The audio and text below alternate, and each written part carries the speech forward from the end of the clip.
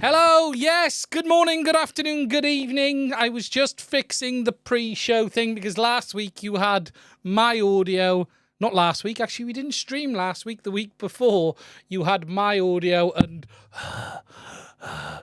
just before the stream started. So I thought I better fix that before coming on today, but I wasn't sure where the levels should be. Now, hopefully that music has now stopped.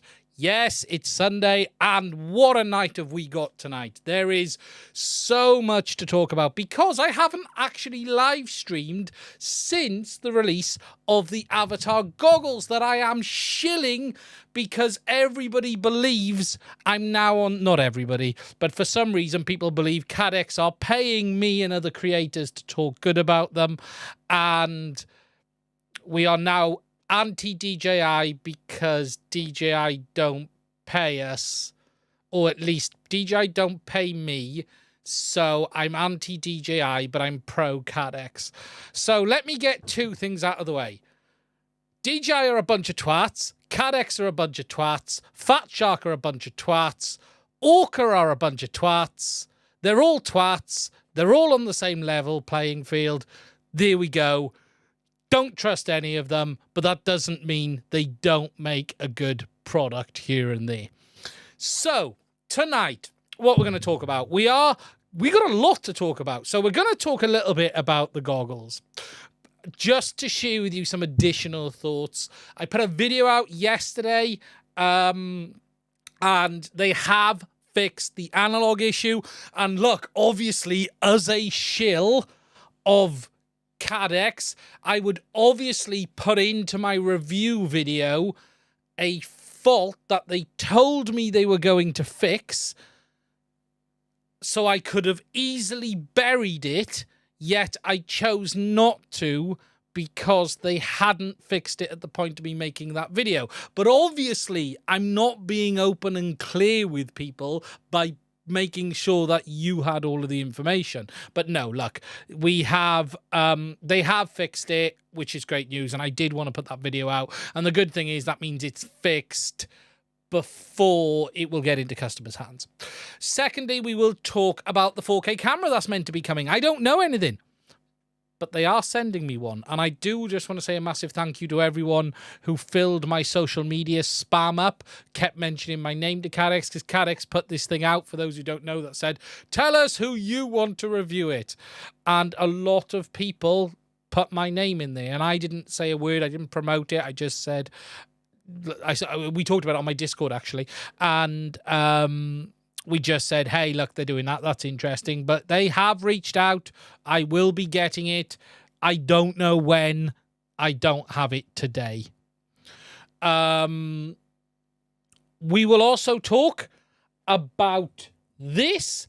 I finally have my hands on the Bambu A1, and we're going to do a live print in a minute because I want to show you just how fast this thing is. And I know the P1 is fast, but we're going to talk about that as well. And we'll do a bit of a 50-50 and watch a fast benchy go through. And we'll talk about a couple of other things because lots has happened. I took a week off and lots has happened. We've got a new radio from Radiomaster that I have, and I've actually been using it today.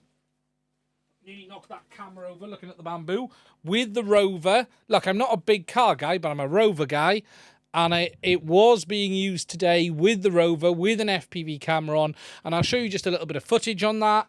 I also have... Let me just put that down because it's very heavy.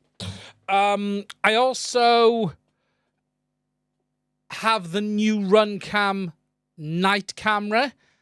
And I'm not ready to finish the video on that, but I will tell you it is very good in the dark. Still not short of everything, but it's very good in the dark. And it's very IR sensitive as well, which is very good. So if you did want to put it on an IR camera, we will. And we're going to talk about a number of other subjects as we move through. Now, we've got 85 people watching, so hello to the amazing 85 that you are. Just catching up on the chat a second. Dominion O'Neill says, hi, I tried to watch your streams, but they always stutter every 2 seconds. I can't comment. The only thing I can suggest is go into the little quality bit in the bottom corner, because I do stream at 1080p, and change it down to like 540p or something like that. That will probably be a good idea. The new radio is badass. It is very nice. We'll have a look at it in a minute. What Rover is it? That was one I have built myself. I'll give you guys a bit of a look over it. How do I use analog with the Avatar HD Goggles X? Right, so I used the British Drone Industries DJI adapter to test. There isn't a proper off-the-shelf solution for it yet, but I used the DJI one, which just worked. The BDI, British Drone Industries. I did put it back in its box, so I'll have to find it, but we'll have a look at that in a minute as well, just so you know, and we'll talk about that. Now, we'll also get a few PSAs out of the way at the start too that I just want to cover. Now, I want to say thank you for everyone for joining me again. And I have taken a gap out, and I know, you know, look, it's always a thing. Sorry for last week, but I did take a holiday. So, the first thing I want to talk about is the whole thing, and I'm going to get this out the way early doors with the new CaddX goggles. Now, these goggles have certainly stirred up... Where are they? Oh, they're over there. 1 second. These goggles have certainly stirred up some of the very fastidious DJI and HDZero, any other system, guys. You know, just look, they do exist. And look, I put together, and I haven't had a chance to talk to you since then, I put together a mammoth video. And it was mammoth. And let me be clear with you, right? I received these goggles 7 days before that video. CaddX did not pay me to make that video. Let me be crystal clear. They had no input into that video. I found the issues which I notified them about early doors, which they told me they were going to fix, but at the point of me releasing the video, they hadn't, so those issues stayed in. CaddX had no input into the direction. They did provide a standard set of, these are the things we'd like to highlight, but everyone does that. You get that from every manufacturer, okay? So that's standard stuff, you know, talking points, high-end features. But I went with my own, as I always do, but I tried to cover everything. Free items are considered a payment? No. Okay, so if you're going to sit there and think I am biased because I have received these for free, you are mental. Yes, they've sent me a review sample for free. I don't know if they want it back. They haven't asked. They probably won't. That's not relevant. I will happily send them back to them tomorrow. That doesn't matter to me. It's not important. Free items does not class as payment. What classes as payment is an agreement to do something up front. So this is, for instance, you can't have a paid review. Okay, a paid review doesn't exist. And anyone who tells you a paid review exists are lying. You can have a sponsored video, which I do not do on this channel. Actually, that's not right. I did do one piece of content on one of the infrared cameras talking about something specifically that I was asked to do for a Black Friday deal, and it wasn't the review because I'd already reviewed it and I bought it and reviewed it. But look, a paid piece of content is sponsored. Nice and clear, which I generally don't do. The review can never be paid for. Most people are psychologically affected. I am not most people. So I don't care about anyone else. I am not most people. I don't care what people think. I have a very strict set of rules. And if you're going to go down that road, Gamers Nexus receive products for free, or it is standard practice. So that nonsense can be thrown away. Okay, I won't even entertain the discussion of receiving the product for free as payment.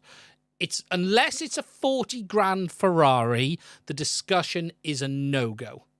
Okay, when it comes to a set of an air unit, FPV goggles, anything under, let's just say a let's put, right, I'm going to try not to sound a dick here. But from a needing to buy a set of goggles point of view, the price of these is not a problem because of the amazing support of you, my Patreons. Okay? So the element of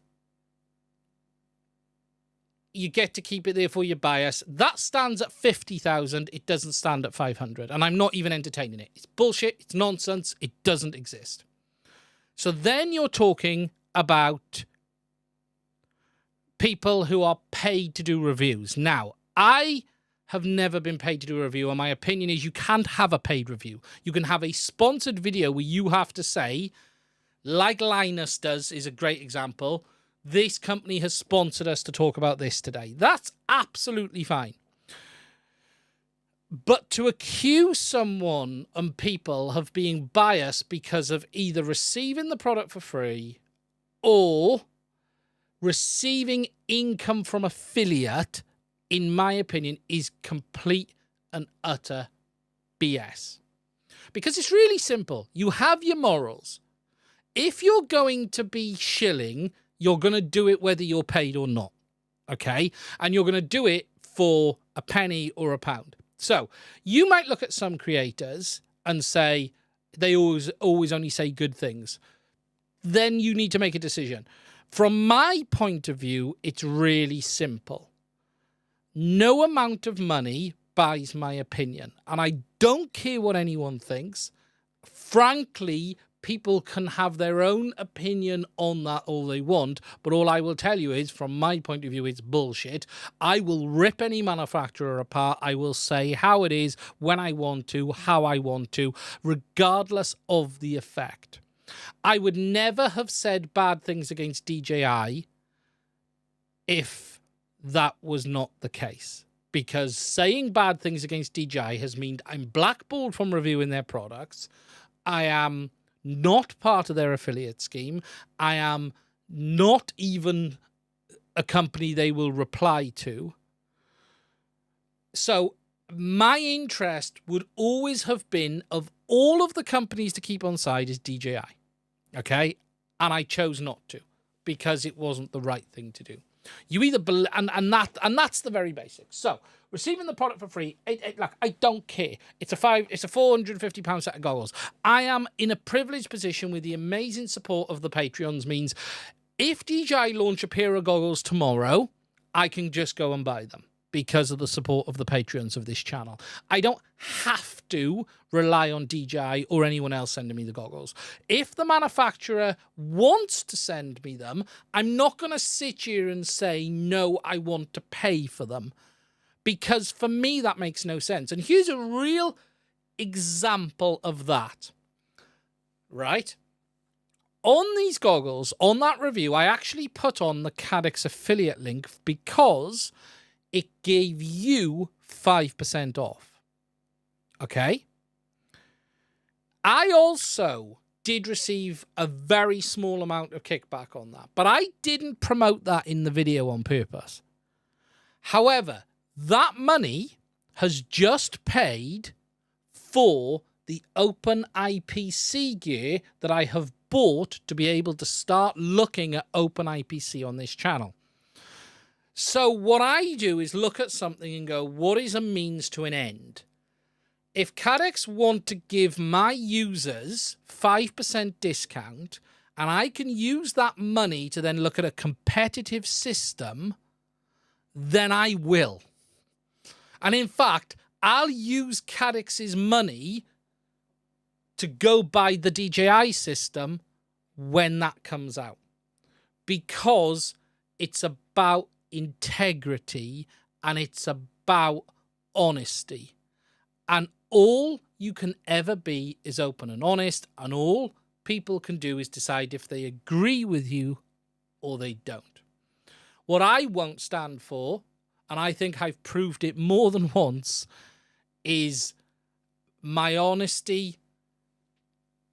I have never been anything but honest with the audience. And I will always say, I've even said, and the funny thing is in all of this, so in all of this, I've been accused of shilling for CaddX. Bullshit. Secondly, I have openly said I generally still prefer DJI as an FPV system. And here's the stupid thing.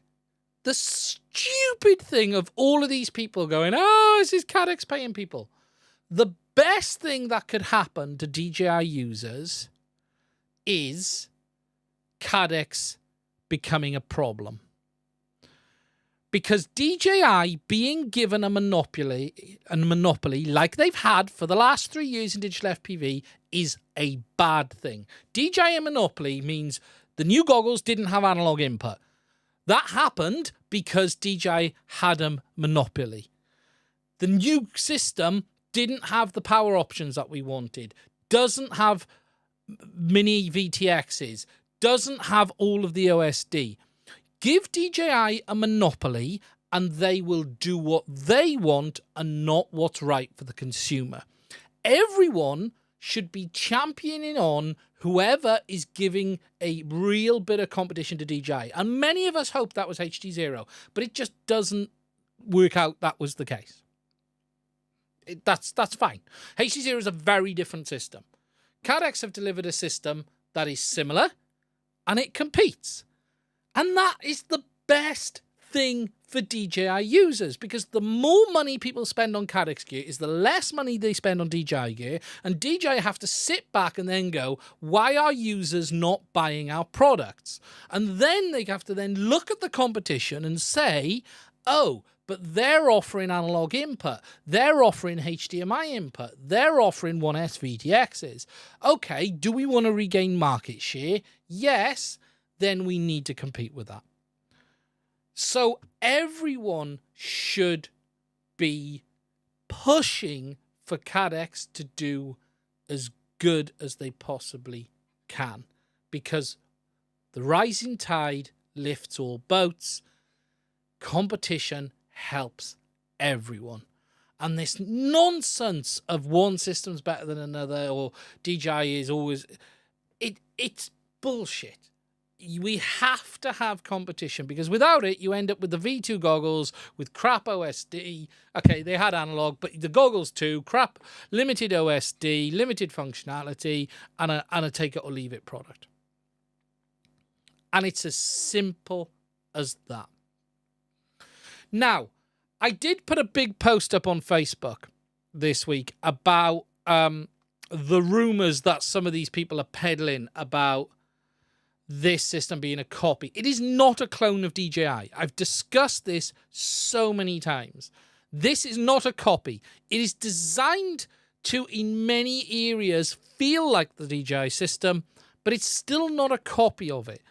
The hardware has lineage to DJI, but DJI didn't own that hardware in the first place. It all goes back to Letgo. I've talked about it before. A monopolized market is not where any of us want to be. No, and DJI had that from 2019 to 2022. You got to remember, between 19 and 22, DJI pretty much owned digital FPV. HDZero was around, but it just hasn't caught on at the mass use case. And the reason I believe for that is largely most users prefer a compressed digital FPV system which sacrifices latency over image quality. It's not that HDZero is bad. I really like HDZero. But HDZero very simply pins the latency to one point and then moves the image quality around that. And my fundamental belief, and the HDZero crowd will hate me for this, but I fundamentally believe, based on sales, based on users, that most people prefer to sacrifice latency to retain the image longer. And that is my overriding opinion. And that's why DJI have done so well, and that's why CaddX are picking up users as well, because a two-way compressed-based system tends to be... Your preference is to be able to see before you worry about how much time you've got to, before you need to move the sticks. And that what it comes down to.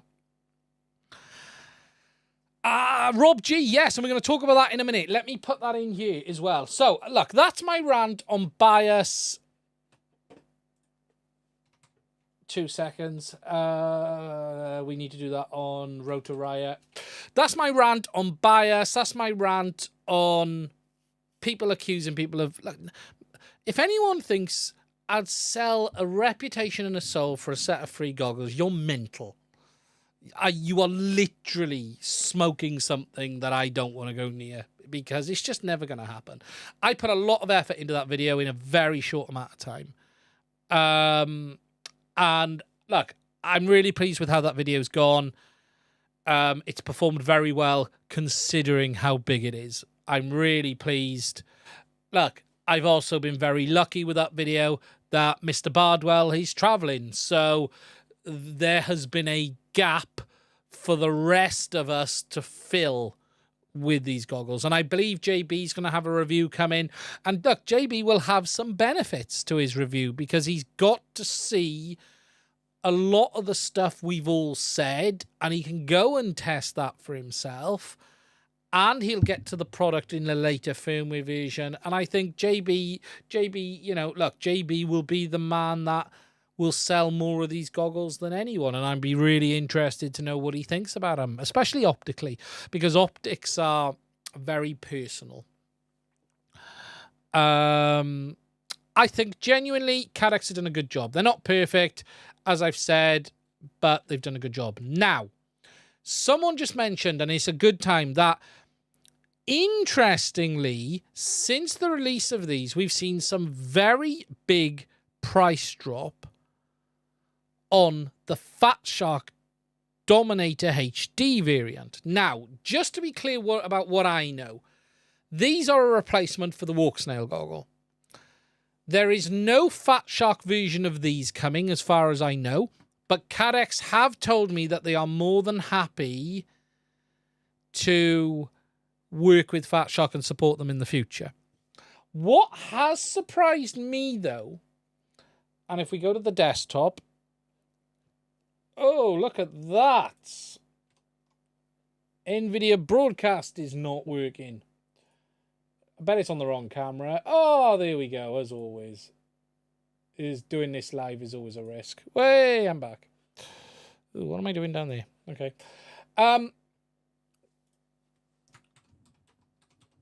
We have seen some huge price drops on the Dominator HD. Just grab my cup of tea.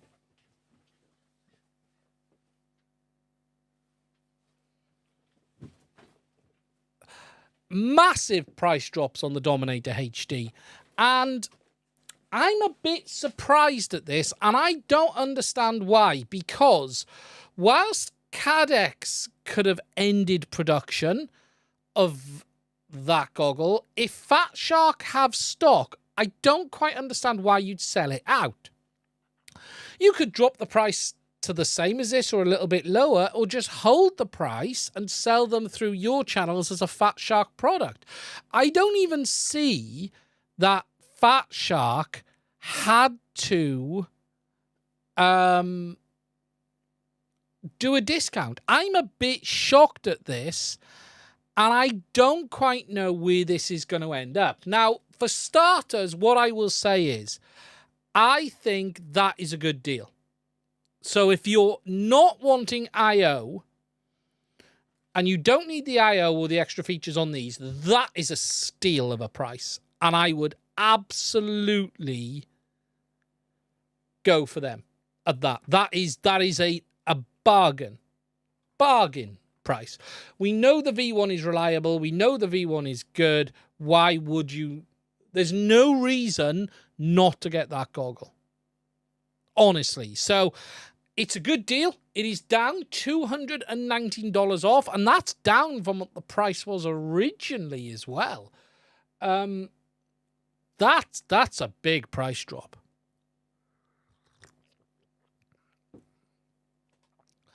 The interesting thing is, though, for me, I don't know why Fat Shark have done this, because they didn't have to. They could have kept the price as the same price as the new goggles and just sold them as and when. It's weird. Now, look, I'm not a person that has said great things about Fat Shark. Could this be the end of Fat Shark? Yes. Unless they've decided to dump this and they're going to partner with Orqa on their soon upcoming digital FPV system.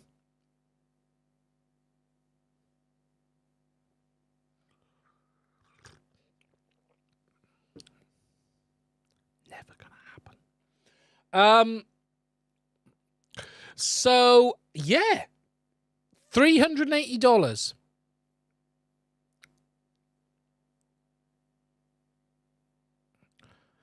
It's weird. The weird bit for me is they could have sat on the stock for now. Why price drop so quick? That's the bit that's a bit odd for me. But it has happened. Maybe too much inventory. It could be a lot of inventory. So we're going to have to see. Raven Hash, would you wait to see what DJI releases or go with Avatar Goggle X?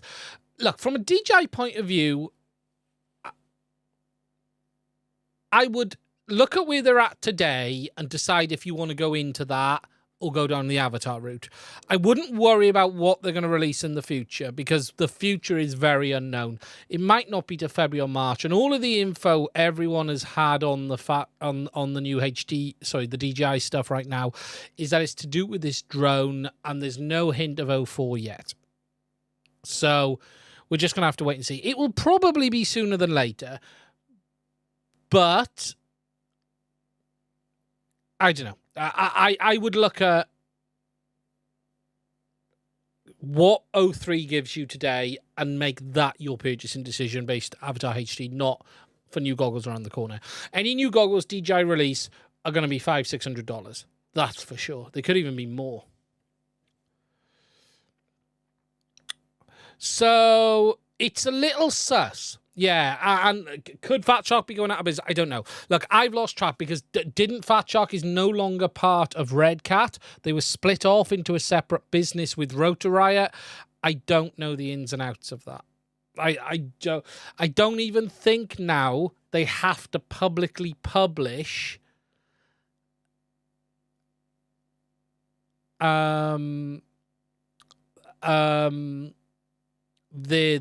financials. So, I don't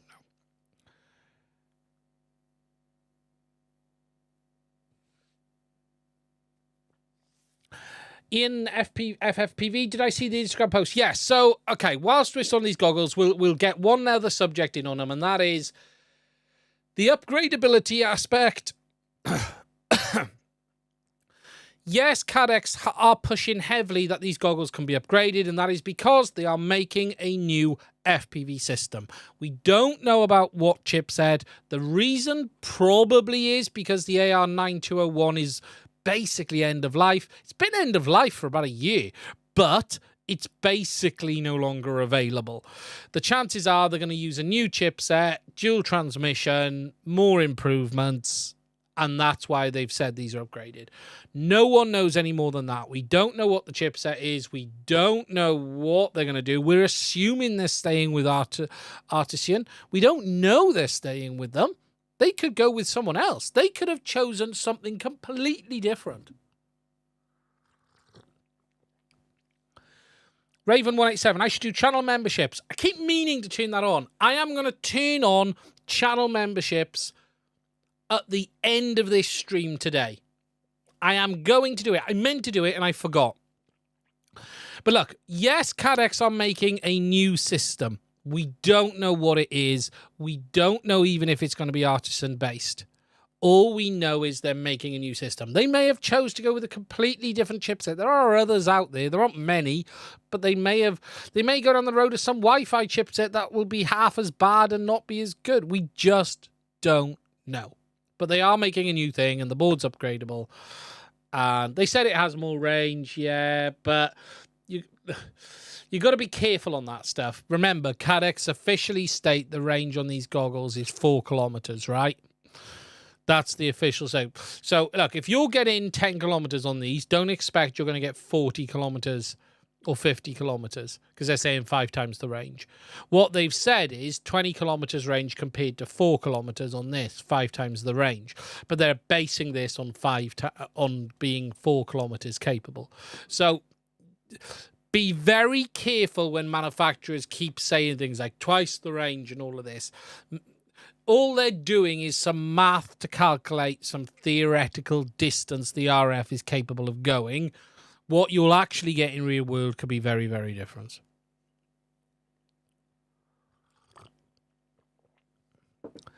Yeah, we will. Once JB comes back, I'll be back at 10 o'clock. I've only gone a bit early just because I could get away with it because JB was off.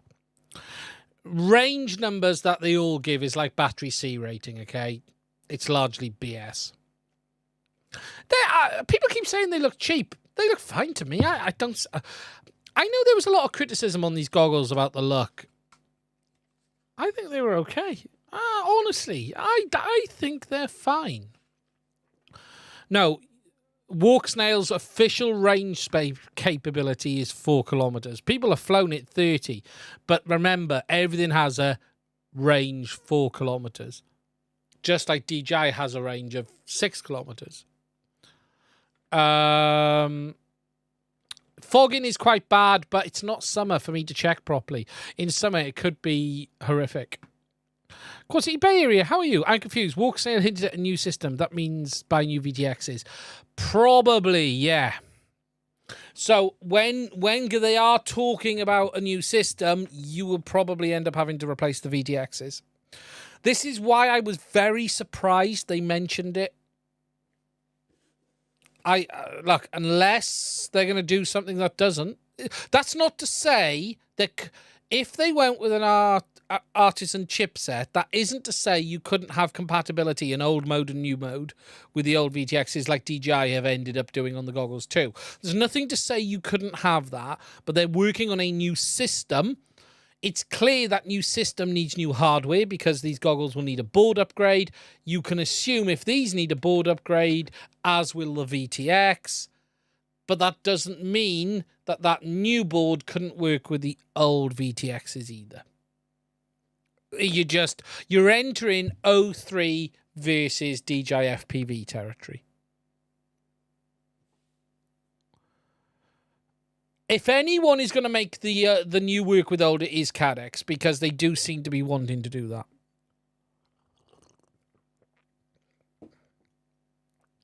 But I think they will have to break VTX compatibility. I don't see how it... Well, at least they will have to have a new VTX for the new features and an old VTX for the old ones, as I see it. I don't see any other way.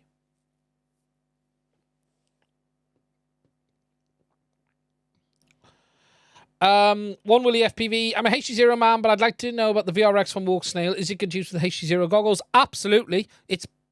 It'll be bob on. The only issue you'll have with the HDZero goggles, the only thing I won't know is with this 4K camera, as you just asked. I can't answer that. I don't see why it wouldn't work.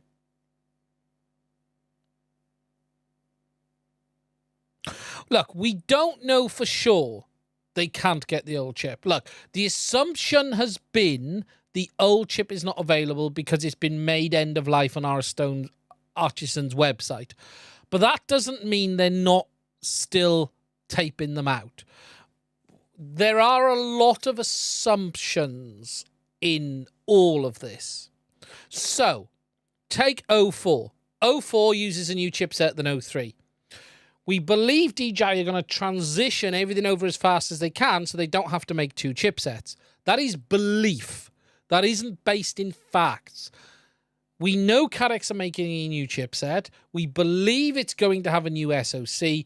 We believe that is the case because the evidence suggests that the original chipset is now end of life, and it makes sense they'd have to change. But this is all still assumptions based on evidence, not fact. So please don't take some of this stuff as fact. You have to separate. What is fact? Fact is that there is a new chipset Artisan have. Fact is that Artisan have listed the AR9201 as end of life. What we believe is that would mean that supply of that chipset is limited and they will need to transition. Two facts, one belief. That isn't to say there aren't 10,000 of those old chipsets sitting in a warehouse. We don't know. So you have to be careful. And here's another one. We know DJI are transitioning to the S2. That will end the Vista. Do we know if DJI is going to make a new Vista? We don't know. Do we know if DJI will stop making the P1? We don't know. So DJI could use the S2 and the P1 moving forward. What DJI can't do is just end the P1 and still make a Vista. Would you say Goggle X hardware quality is comparable to HDZero, Goggle 2 and Integra? Plastics are fine. Like, the plastics are a bit thing, but people are talking about gaps. The reason there are gaps on this is because this panel is removable and those panels are removable. So you need gaps for stuff to come off. Look, internals, the boards are fine. I've seen nothing I'm concerned about electronics-wise. It's on par with the original one, which has been very reliable unless you pumped 6S into it. Bot grinder. I hope you're well, my friend.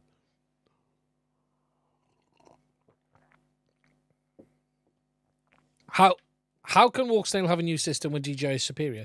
DJI is not superior. DJI is just longer in the game and has more experience and controls more of the system.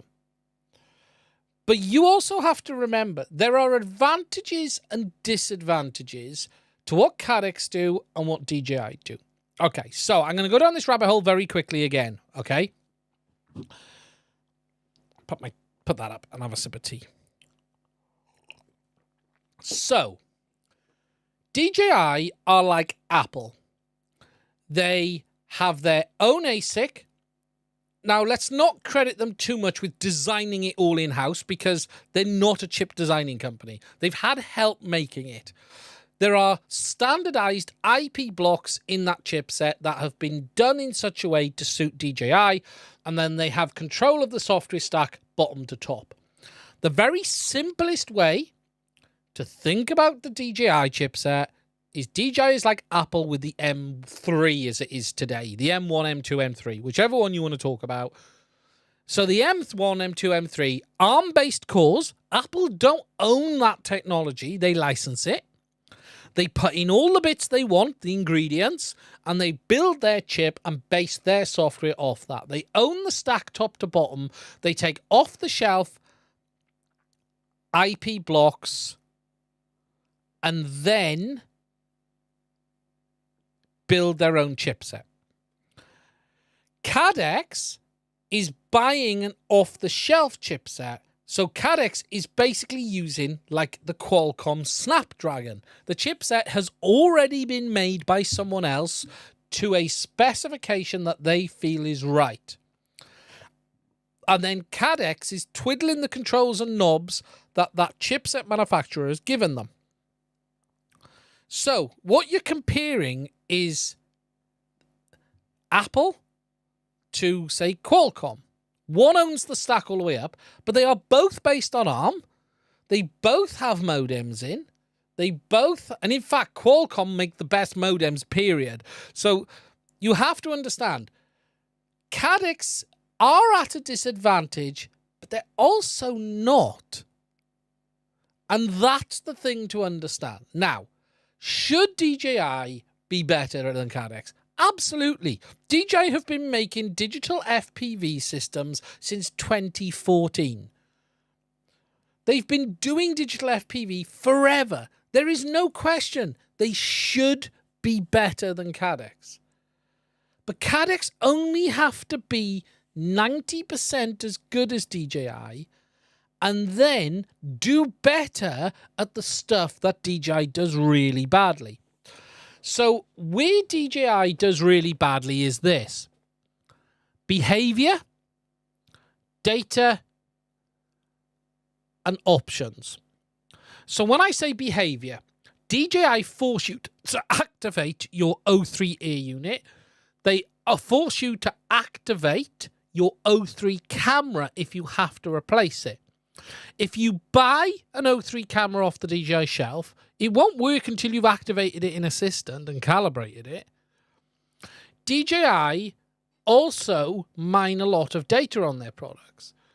DJI also retain full control and don't give you everything you want. No 1S VTXs, don't give you lots of camera options. So the CaddX system doesn't have to be quite as good as DJI from a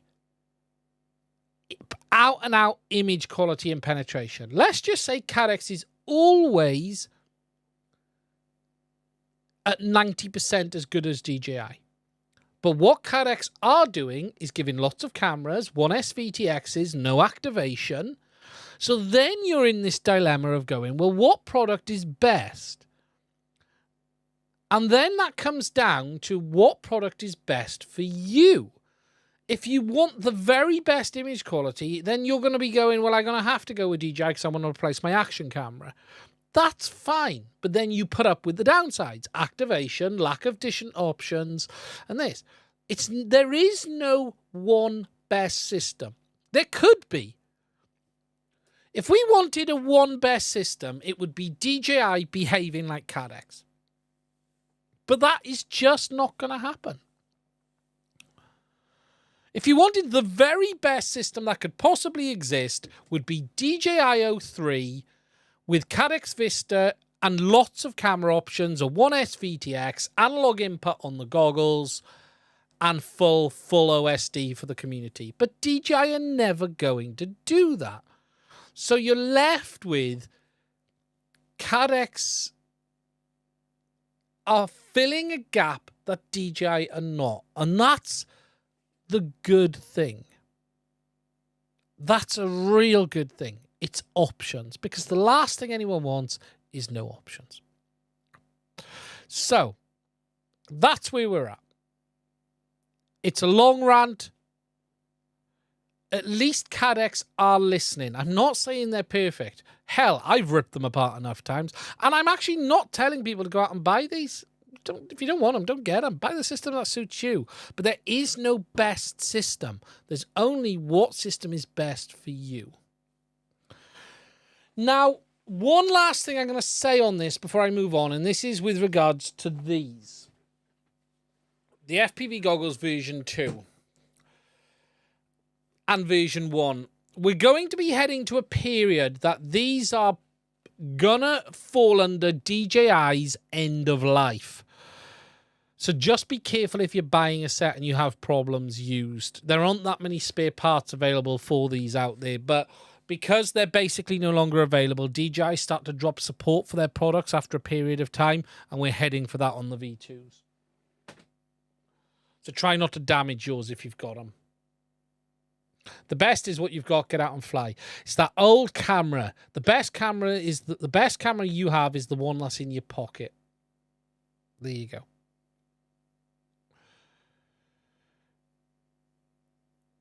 Waiting to see an OpenIPC for race car. Right, I will talk about OpenIPC very quickly before I move on. Yes, I have ordered the OpenIPC gear for some testing. Right, let me be clear. I'm not doing a review. It is unfair to the project for me to review it at this time. I already have some concerns and reservations based on what I've seen, but I've ordered in all the gear so I can have a look at it. Sort of get a gist of where the project is at. I will talk about it. OpenIPC is an open source software that allows you to basically create a digital FPV system, but don't get hoodwinked into this $50 nonsense. The cheapest I've worked it out is about 80 to 90. Okay? And it is very DIY. Very DIY at the moment. Now, they have said that there's hardware coming. They have said that they're going to be doing some interesting stuff, which we're going to see. But I want to just get a gist for what this is like.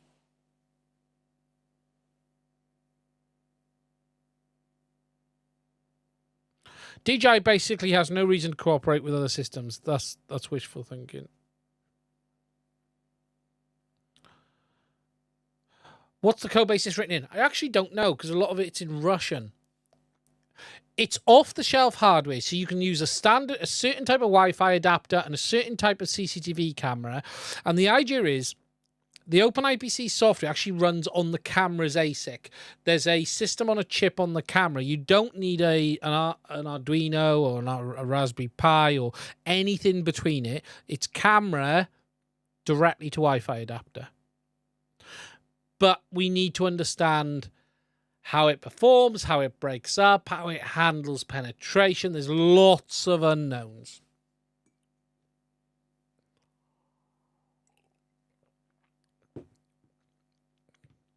Lots of unknowns.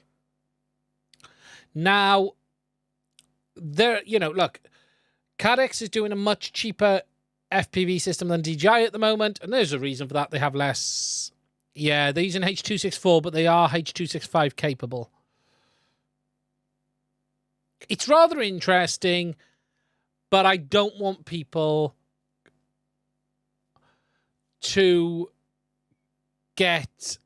It's not Wi-Fi protocol. They're using Wi-Fi adapters. Do I like this better than the Goggle 2? Yes, hands down. To be honest, forks in my eyes perform better than the DJI Goggles 2. Gouging my eyes out with spoons and placing them out in front of me would give me a better... Taking my eyeballs, gouging them out with a pair of spoons and holding them in front of me like that, still on their entrails, would be more comfortable than wearing the DJI Goggles 2. Because at least then I could still breathe.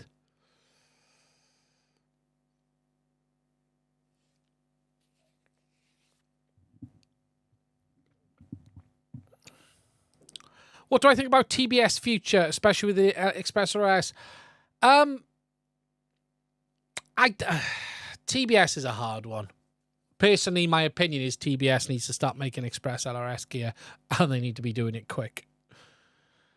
And I'm laying a little bit of a hint there on some stuff that might be around the corner, which I'm not going to say because I'm not allowed.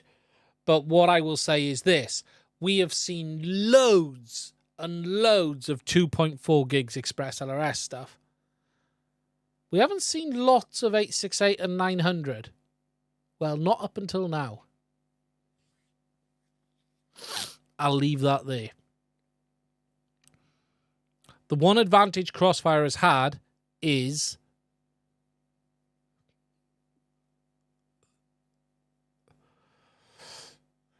there's an 868 project out there, I believe. There's 868 versions. I don't know what the best Express LRS module is, but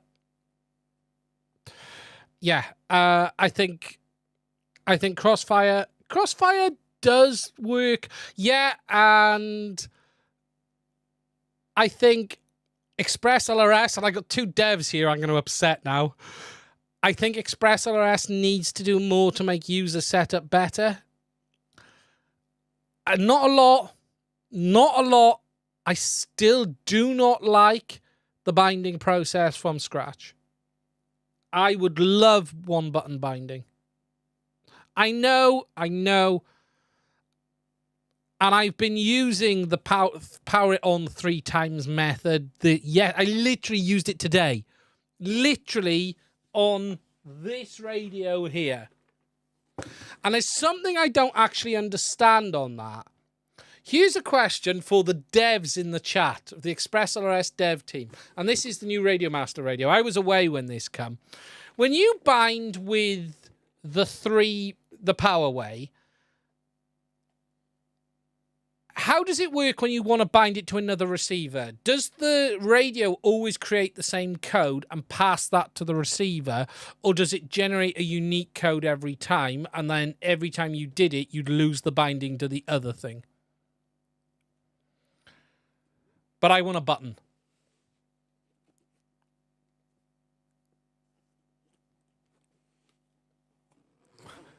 I like to push buttons. I absolutely like to push someone's buttons.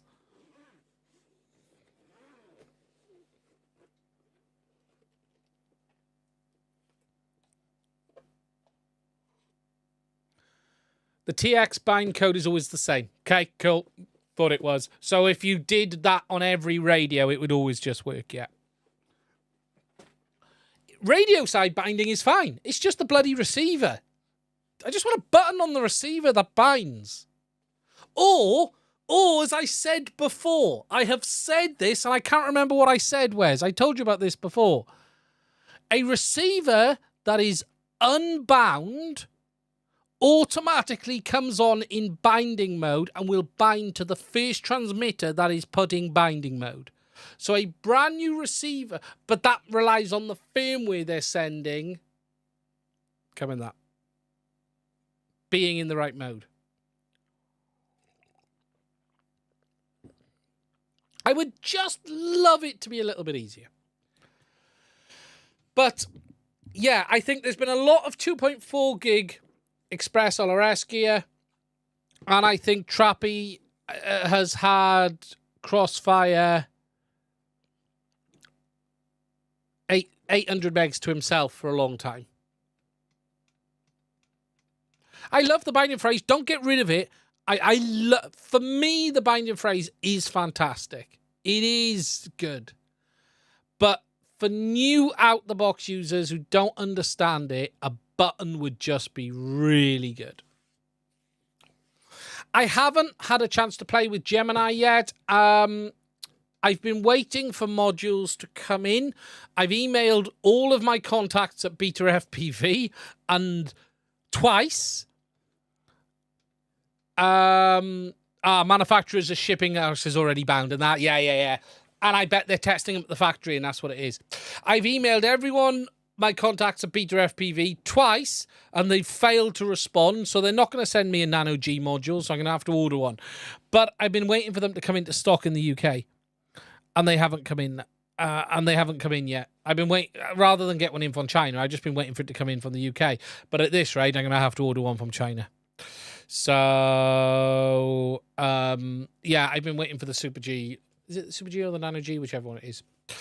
Now, for those who didn't see this week, Radiomaster released this. Now, this is the MT12. Now, I will have a video coming. It's going to be about a week or so behind. I'm not a great car guy. Radiomaster did ask me. There's a super chat there. I will come back to that super chat. Thank you, Thor's Hammer. I don't know how much that is, but it's 500 of something. 60. What? 67. What? Thank you for that, my friend. That's incredible. Wow. Is that 67 euros? Oh my God. Thank you. Damn. As someone said. Danish krone. That's incredible, Thor. Thank you for that. I really do appreciate it. There's no question attached. So if you do have a question, put it in. Don't pay again, for God's sake. But put it in and we'll try and answer it. But yeah, so Radiomaster have released this, and this is their first ground radio, and it is an Edge TX ground radio. And actually, this thing's freaking phenomenal. Right, if we just... For those who haven't seen it, I'll give you a very quick overview. I will have a video coming on it. Ooh, that ISO's a bit dark, isn't it?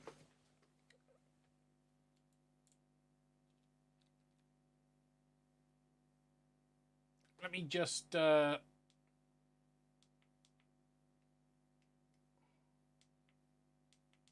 that one. Trying to find the right button. There we go. It's probably a bit bright. There we go. That's better. Okay. Camera will sort itself out now. So for those who haven't seen it, they've done their first ground radio. Now, what's really nice about this is full HDX, full controls on the top here with a nice CNC rotary wheel. You've got your system, your model, your page forward and back. Controls everything there. We've got a 2-bearing steering control, which is a Hall effect sensor, and then we've got a Hall effect sensor as well on our throttle, which is position adjustable as well. Really nice, really smooth. I don't believe it's a metal gear in this. Someone did ask me. It's plastic, but it's really nice. It really, really is. You've then got this really cool option to down here put something like this Joy-Con controller or 2 additional switches. Now, just to be clear, this isn't a Hall effect Joy-Con. I have checked. It is a potentiometer one. And the button doesn't work, so you only get the 4 axes on it. You don't get the 5th with the press. But it's really handy and cool for having something like a gimbal on a rover like I just showed you. And I'll show you that in a minute. Now, buttons and switches wise, we've obviously got our throttle. We've got our steering control. We've got P1 and S1, 2 potentiometers. We've got a 3-position switch underneath here, which is quite in a strange place. Might use it for modes. You've then got 1, 2, 3, 4 trim buttons. These don't move. They do move, obviously, for adjusting the trims. But that's the trim positions. You've then got another trim position down there. You've then got a momentary SC button there.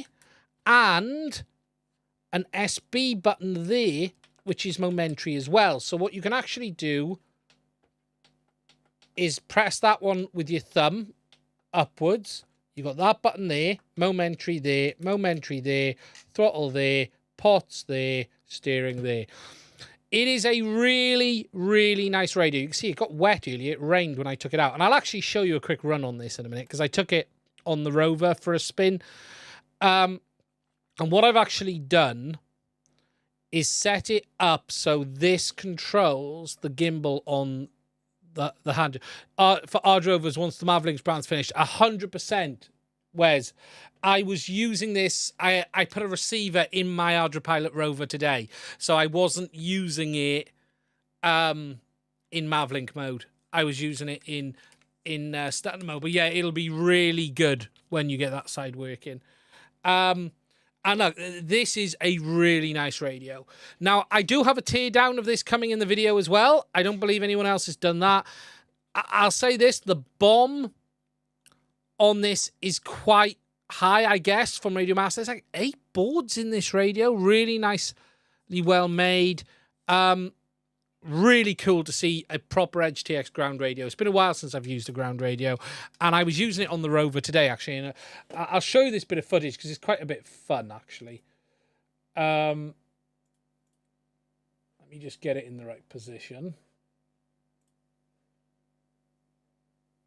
No, it's not that one. Let me open that.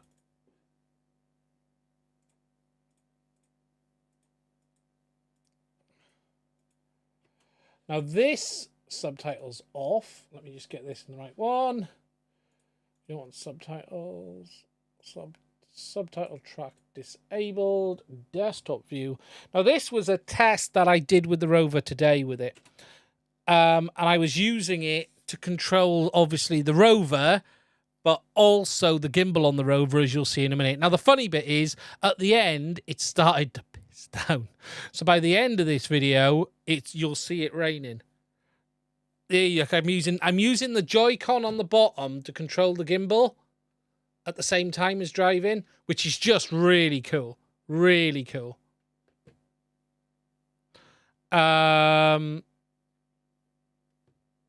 then I was just slowing down, just testing it.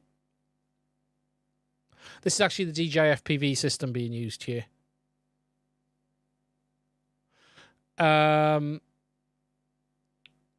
You see in a minute, I have another look around with it. This is just a car park test. Unfortunately, I intended to do quite a bit more today, but the rain comes in a minute, as you will see. And I go up and have a look at the hedge and use the controls to have a look at with the gimbal. Should have done a power loop. I think by here we have I was starting to look at the hedge, and you then start to have a look with the gimbal.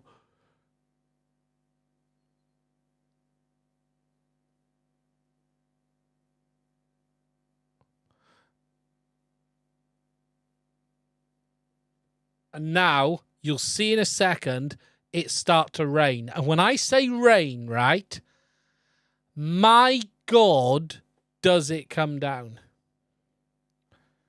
In a second. Wait for it. It is horrific. Here it is. There's a first spot. This is DJI V1 system. It's got a Vista on it with a Nebula Pro. So it started coming there, and then it was just out of nowhere. I got absolutely drenched. I'm actually hiding, look, under the boot of the car with the wife. Trying to thing in. Servo gimbal, yeah. Yeah, was a servo gimbal. But yes, that is this thing here. Now, I'm a bit dubious of powering this up on the bench because it has a habit. This is my test mule. I actually 3D printed the gimbal today.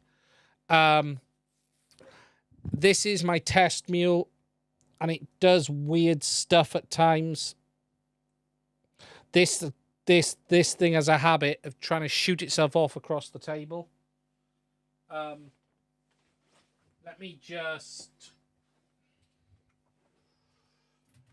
me find a box I can put under it a minute so the wheels are off the deck, because I don't trust it.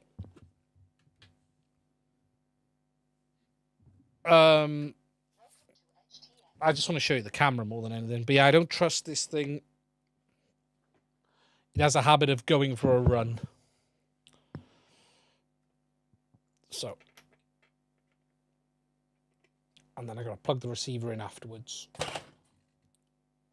If you see, then it liked to kick in. Okay, so what I've got, you can see I've got the camera. Let me just move. If I move that, you can then see I've got the camera on this little joystick down the bottom here.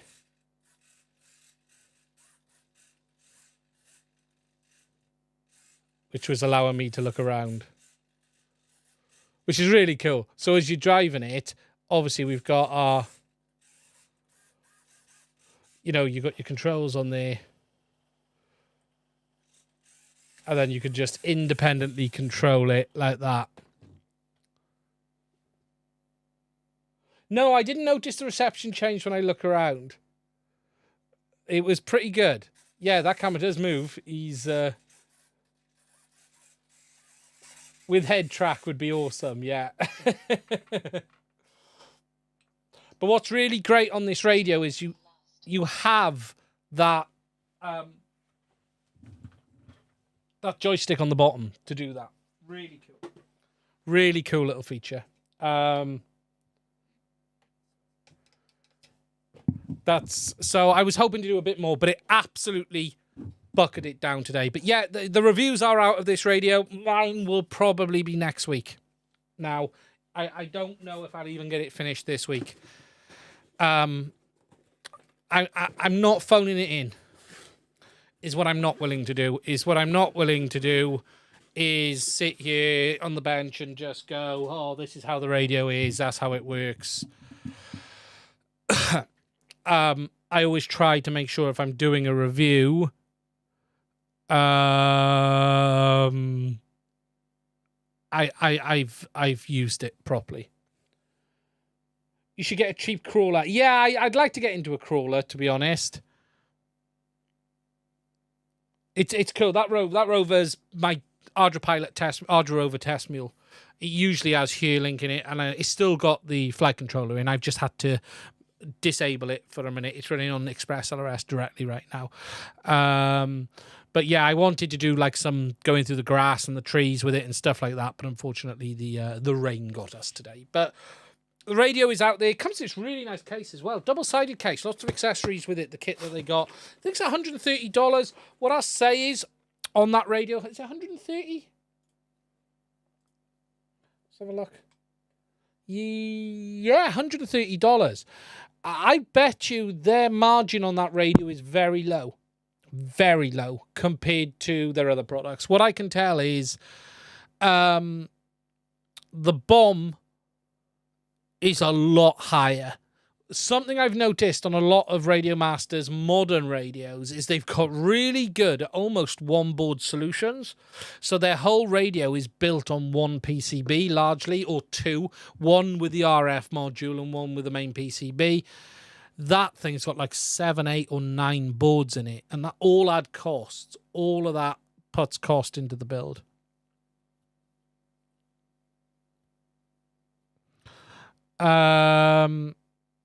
So it's really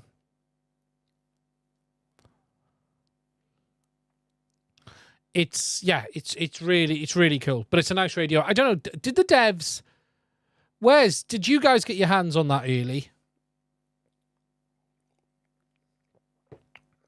Have you guys tried that radio? Because it's really cool. Yeah, it's really cool.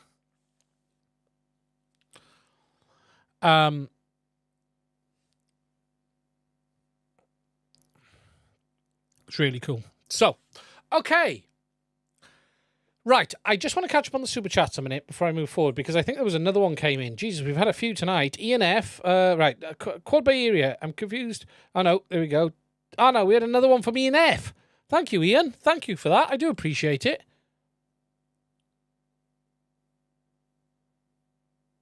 Seen the Tesla car take a toddler for drive. Yeah, and that's one of the reasons. Wes just made a really good point. Wes, one of the ExpressRS devs. Radiomaster, everything ExpressRS needs to be approval, and Radiomaster is very good at making sure everything is done by the book. And that's one of the reasons I love Radiomaster as a company. I do use their affiliate links because genuinely their products are just so good. Look, at times you have to find reasons to criticize the products. On that radio, I got no criticism at all. I am not experienced enough as a ground guy to give criticism on the features and controls. If you take the Boxer, I was very happy to be able to say this radio is almost perfect. My only criticism of the Boxer was the shoulder buttons and the two-position switches. I wish they were 3s. But other than that, it's a phenomenal radio. But Radiomaster is just smashing it out the park. Smashing it out the park. I think what would be cool to see next, and as I've said, Gemini is something I want to play with. I did try to reach out to Beta FPV. I don't know if the people I contact there have gone or what. I've been trying to find out, waiting for the modules to come to the UK. If they don't end up, if I don't get one in a week or two, I'm going to have to order one in. I just didn't want to order it from China, but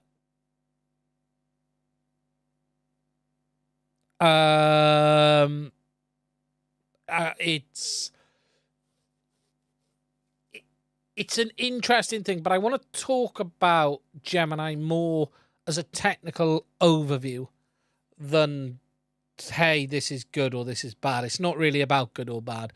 Gemini has a really cool technical thing that it does, and that's what I'd like to talk about. I got a Gemini receiver. I just don't have a... I must have upset Beta FPV with my review of the Pavo Pico. Oh, well. Another one bites the dust. Now,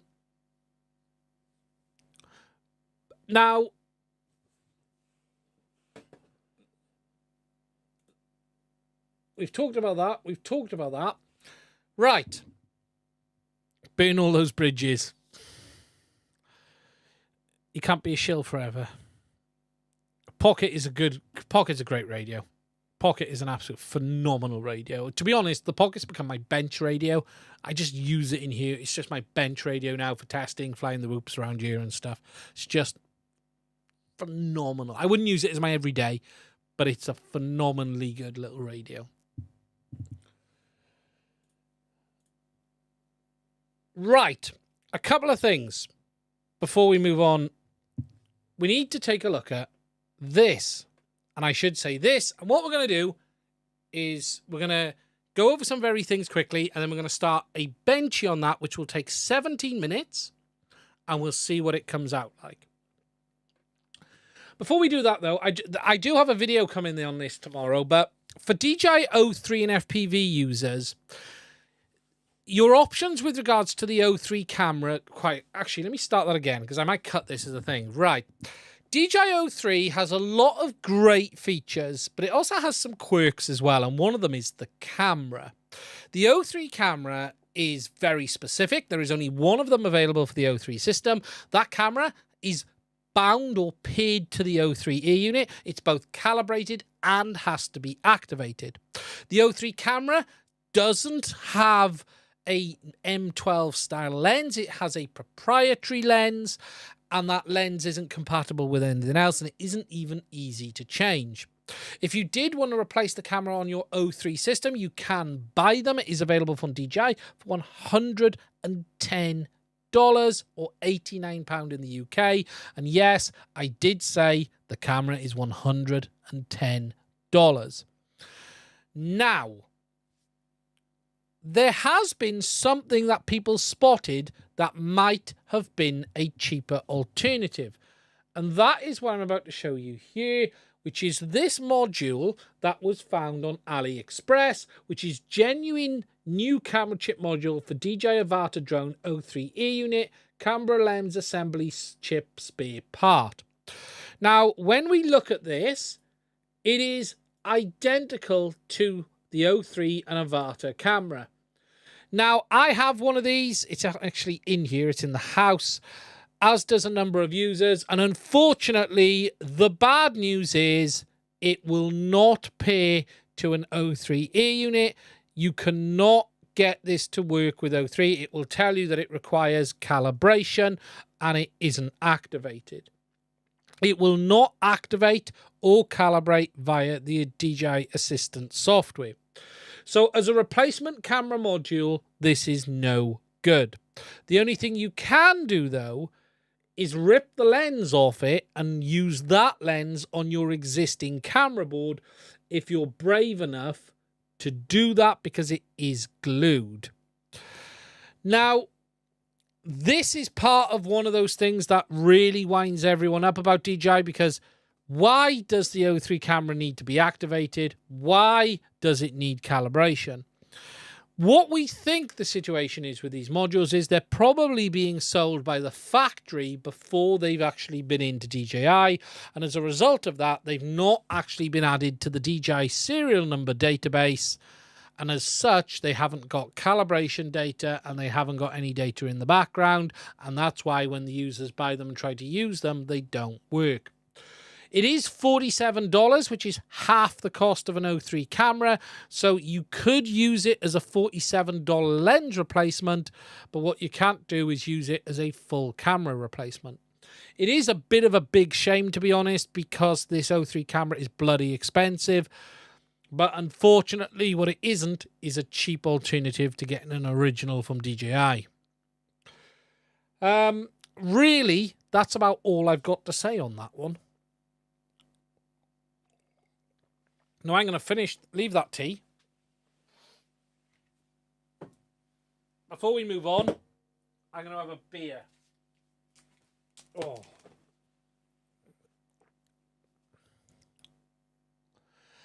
I have spoke to Junius and the WTF team. There's nothing they can think of at this moment in time, unfortunately.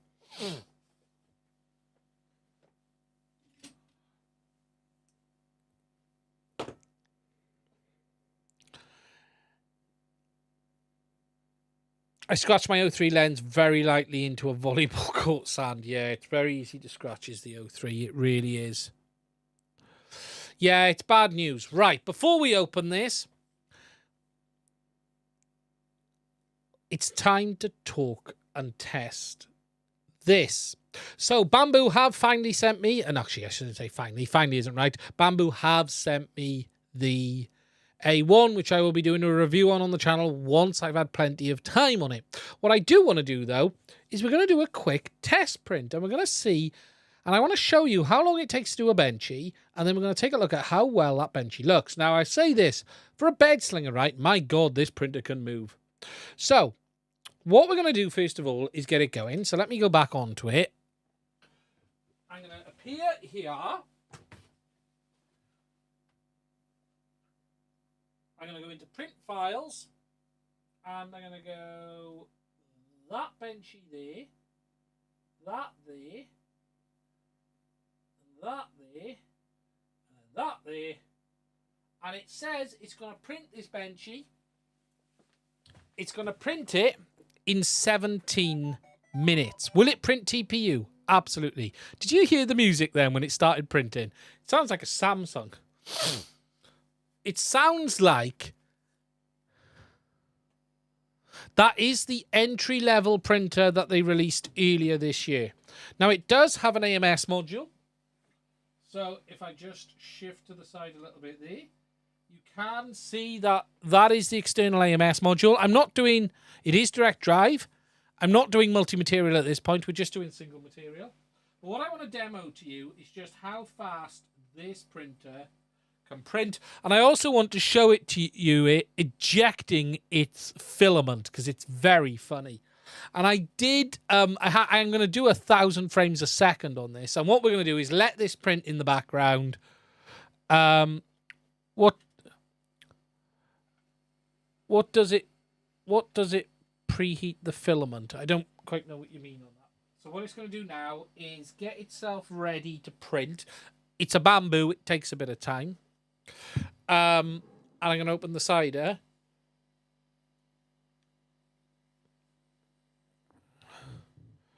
Pre-treat.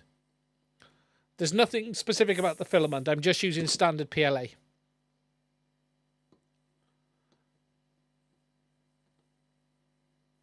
Only heard 3 tones. Something's wrong. No, she's heating. Purging the filament. Oh, it's about to eject. Watch this. Let me go to the full camera for the ejection. It's going to...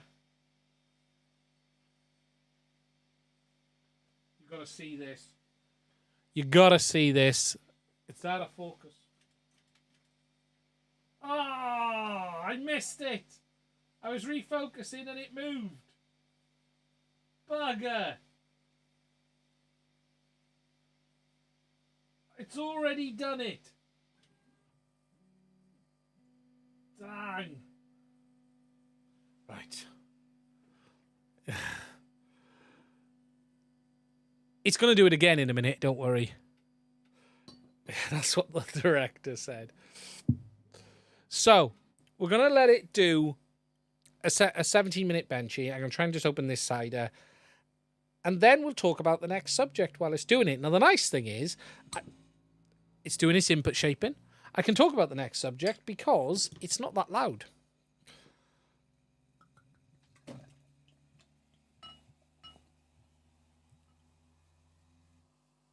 Now, these recorder links are very nice. If you have any questions,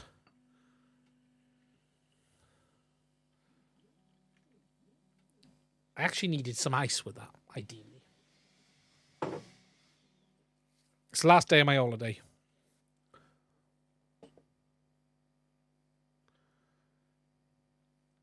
Ah, no, heating the filament in the oven. Yeah, the people do that to remove the moisture. Yeah, I don't worry too much about that. The cider is louder.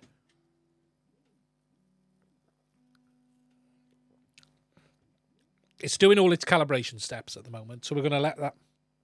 It's doing its bed cal.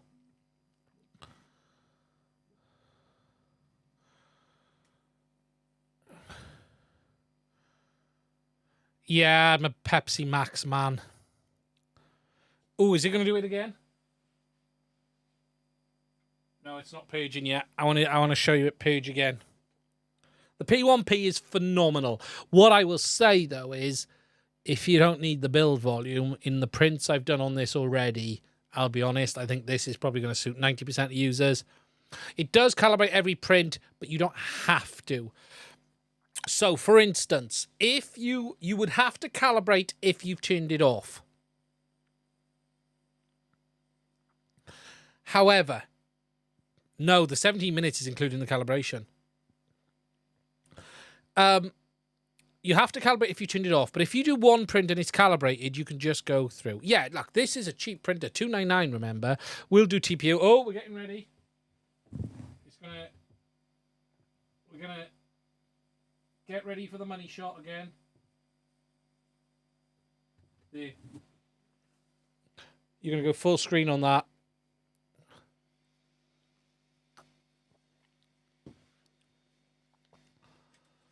Hey, there she goes.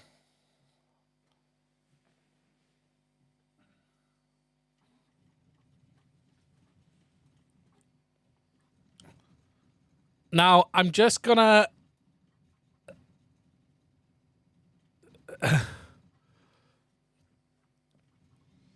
leave this full screen a second. For a bed slinger, this thing is incredibly fast. For a bed slinger.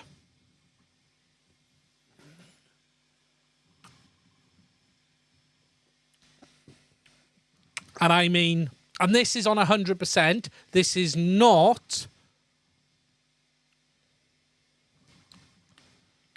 even on faster than that.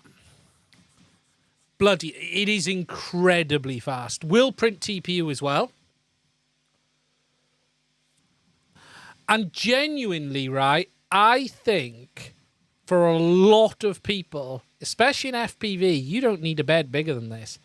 I think this is going to be phenomenal for people who don't need the space. Like, the P1 is phenomenal. It actually moves itself around on the table a bit. The P1 is... You will not be unhappy with the P1. There's no question about it. What's really interesting about this printer is just for people who don't need the volume. Oh yeah, it's got some shake. If I just come out so you can see the base a bit a sec before I go in, you'll see a bit more.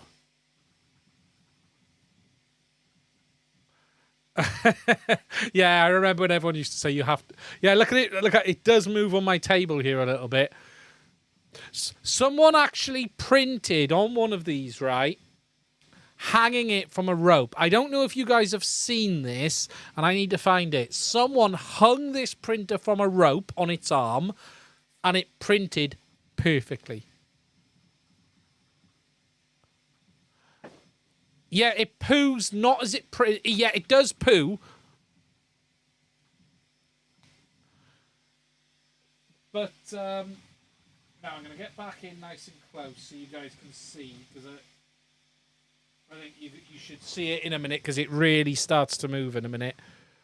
But yeah, it is just phenomenal how fast this printer prints. No, this isn't TPU. This is PLA. No, we're not printing TPU that fast. This is 0.2 mil. Now, this is a speed benchy test. So it's not going to be perfect. It isn't on any of them. This is the 17-minute benchy. This is. But I just wanted to demo to you guys just how fast this printer is.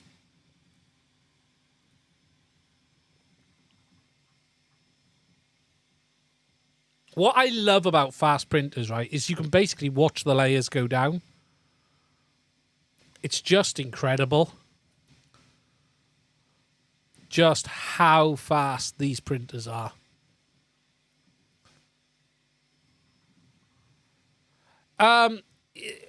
If you want perfect quality, it's still faster than most of like your i3 stuff.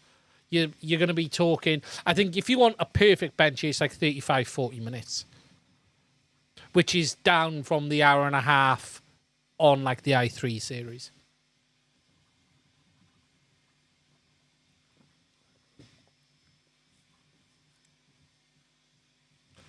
But yeah, we'll just let that carry on and we'll just have a look at what it looks like in a minute. But it is incredibly fast. Incredibly fast. This printer, and this is the crazy thing, is $300.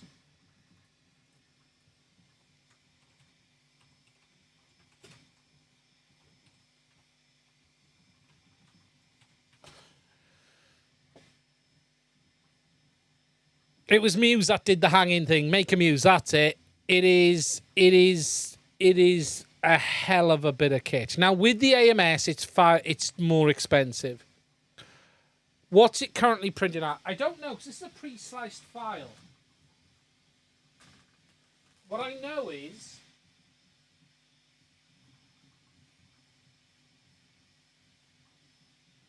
we're not even in ludicrous mode. Shall I put it in ludicrous? Shall I go into ludicrous? Do you want to see it?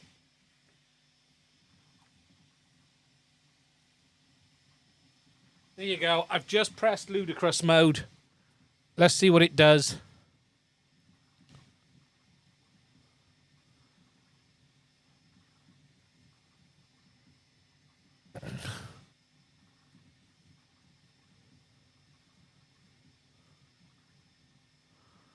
Yes, it has a ludicrous mode.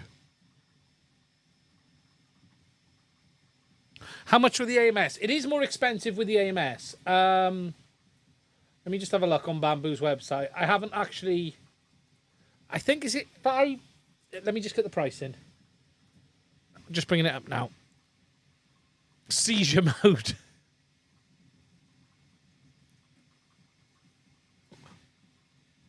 $500. Yeah, so... Yeah, euros, dollars. Yeah, so $459 with the AMS Lite. Or the printer on its own is $299. Yeah, the big kit is $50 more. It will do TPU out the box. Yeah. Yeah, it'll do TPU. Not at these speeds. Don't get me wrong.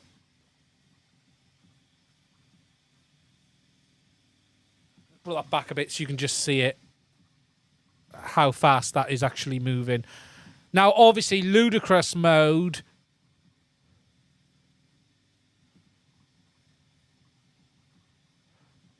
is going to have an effect on quality. You know, we've tossed it into ludicrous here. But it is just incredible how fast these printers can print. It just really is. If we just go full screen.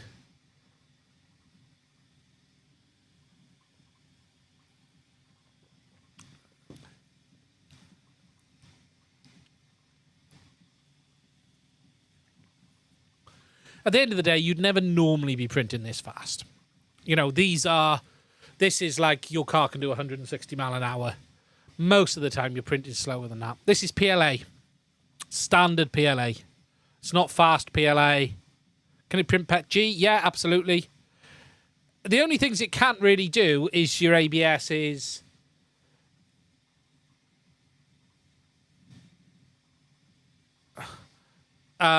Things like that. Center that up for you. There you go. I'll leave it on ludicrous mode now. It looks like wood. Yeah, you will see. Yeah, it's a funny colour. It's not white. It's one of the spools Bambu sent me ages ago. It's one I just use for test printing. It does have a bit of a wood look to it. Now, we're in ludicrous. I'll leave it in ludicrous now. You will see some artifacts on the bow, but we even do that on the P1 and S, the X1 and the P1 as well. Bambu colour. Yeah, funny enough. But yeah, so we'll let that carry on, but just crazy, isn't it? Just crazy how fast these printers are now. Just incredible.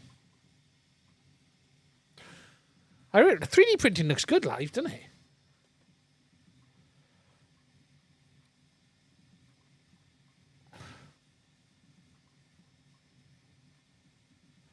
Should I invest in Artisan? Are you talking about the chipset manufacturer? Probably you can't, because they'll be owned by the CCP. And FPV is a very small world. I wouldn't be putting any money there.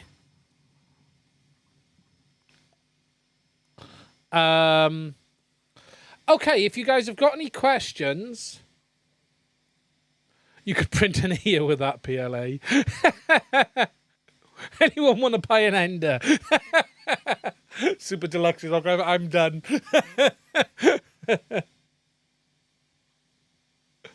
Yes, you can see it feed and retract. Yeah, you're seeing it on the display there.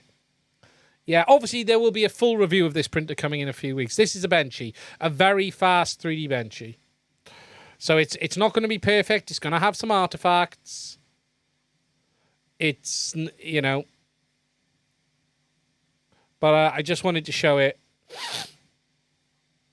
because we can. Right, what else did I have in the dock for this week?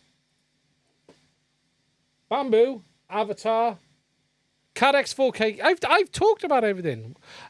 I don't know what it's printing at the moment. The printer is capable, specification-wise, it is capable up to 500 millimeters a second. So at some points in ludicrous mode, it'll be direct drive.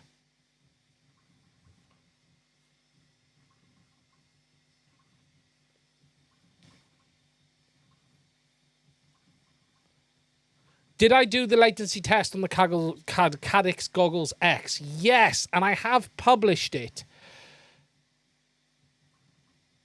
But did all of that go into the video or not? Definitely a beginner printer. Definitely probably the best. Genuinely probably the best beginner printer option today. I don't remember. Oh no, I said this is going to come in a larger video. So I haven't actually talked about this yet. So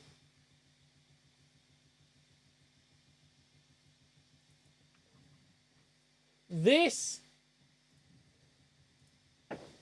I did the analog testing on the Goggles X, which was this one here. That's DJI V2 over here behind my head. That's the analog latency. But I did also do the Avatar HD latency, which is this one there.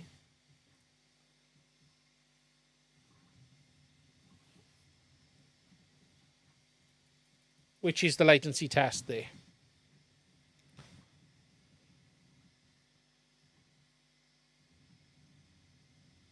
So that was the latency. Oh, thumbnail. Yeah, that was the latency for... I used a TBS Fusion.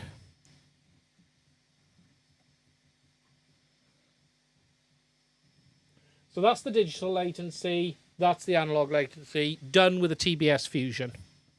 The only goggle that wasn't using the TBS Fusion was the Skyzone 04X, because I was using the internal steady view module. Does it make sense to keep waiting for the new DJI Air unit to come out? We don't even know if there will be a new DJI Air unit, so no. Do not wait for anything. Make your decision on DJI based on 03 and Goggles 2 or Integra. Do not wait for anything new, because we have zero evidence of there being a new DJI Air unit. We know there's a new goggle, and we know there's a drone. That printer just finished.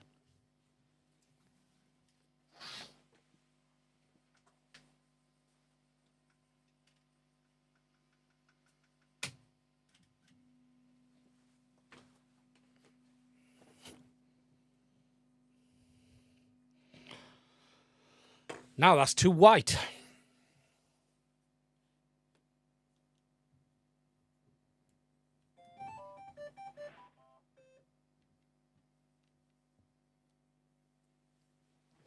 Now, let me get the focus on it.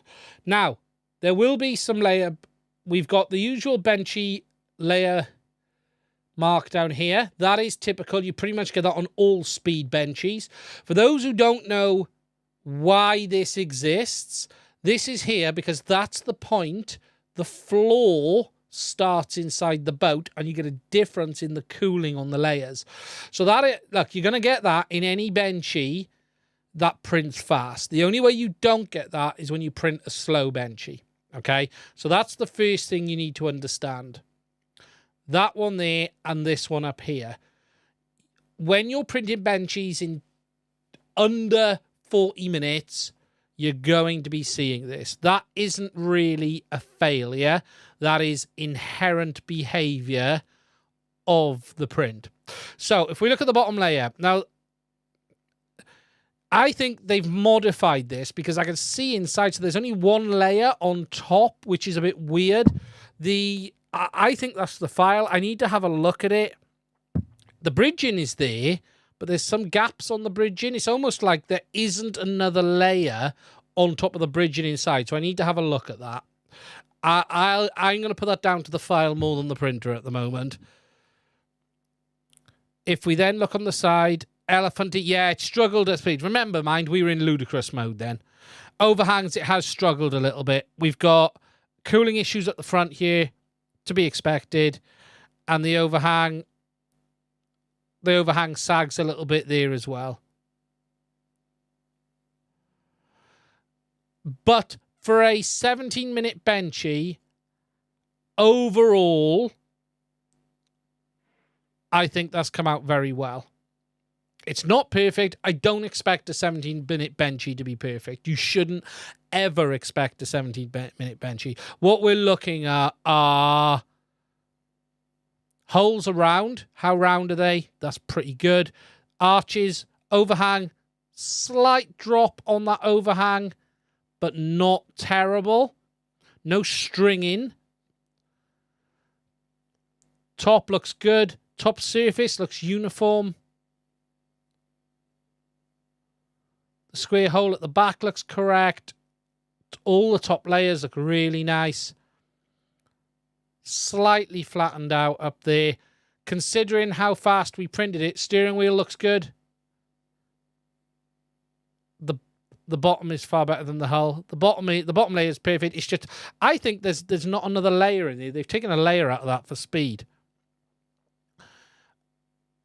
What you get is when you start pushing it, does it float? Someone's asked.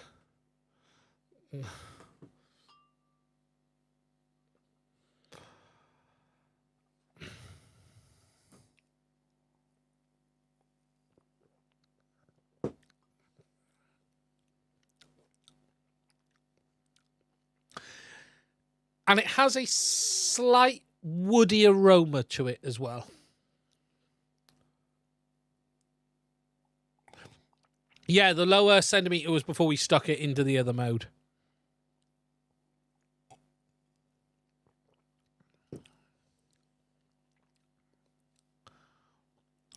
Technically floats. It does float.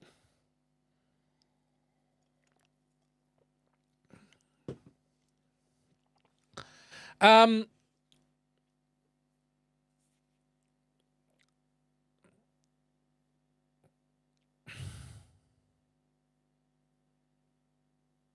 take that as a yes. Yeah, I think that...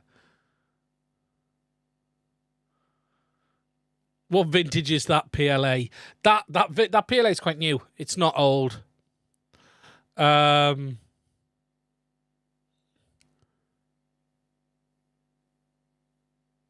Just explain that to your wife in the morning when she's cleaning up, yeah. We printed it and drowned it in the... make a good pike float. Yeah, pike fishing with 3D benchies. So anyway, quick demo of We need to zoom out. The A1 review will come on the channel in the near future.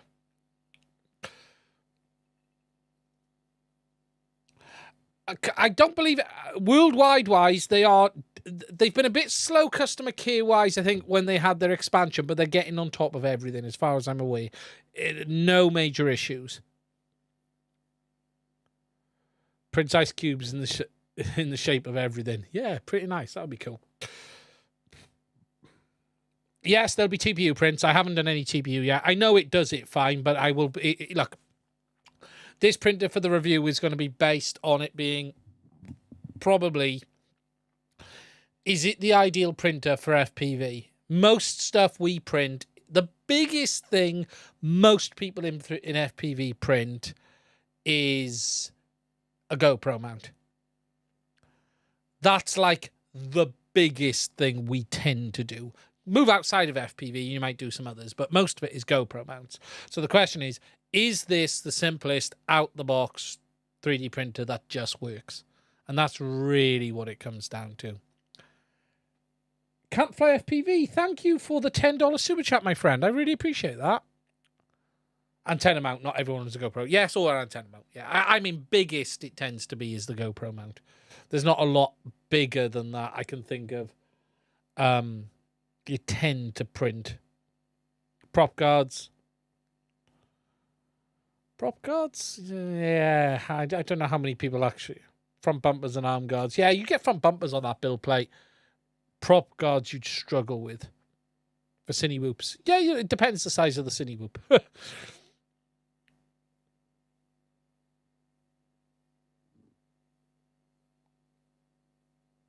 Can it do 3D printed planes? Depends how small the plane is.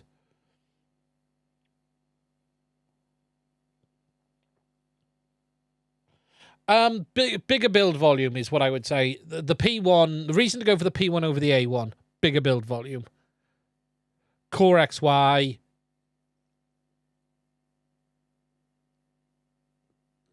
Hard to really say much more than that. Whoop cases. I think a chemical reaction is happening with that benchy. You're fine with PLA. PLA is not made of dino oil. I should fish him out, shouldn't I?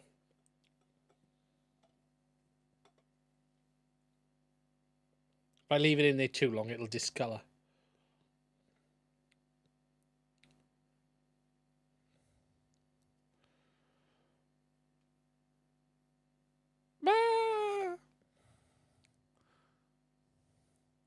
It's made of PLA's food safe.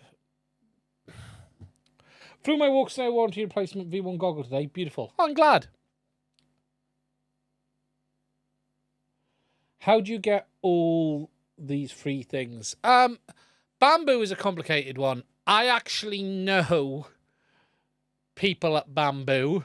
And the reason I know people at Bambu is because they were the people at DJI, believe it or not. And they're not the people who were at DJI who hated me. So when someone I knew started working at Bambu, I had already done actually some fairly successful printer reviews. Not a lot of them, but like I did a bit. My Mark III, I did. I do have a link for Bambu if you want it. Type. I can send one over if you do want it.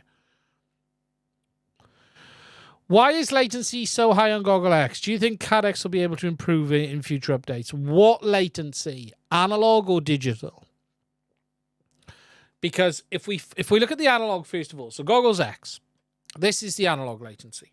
Okay, so it's on par with DJI, although the frame-to-frame time variance is so much better on the Avatar goggle, it should feel smoother. As for why it's so high, it's really simple. HDZero and SkyZone have a very much optimized path. Video comes in, converted to analog, boom, it's through.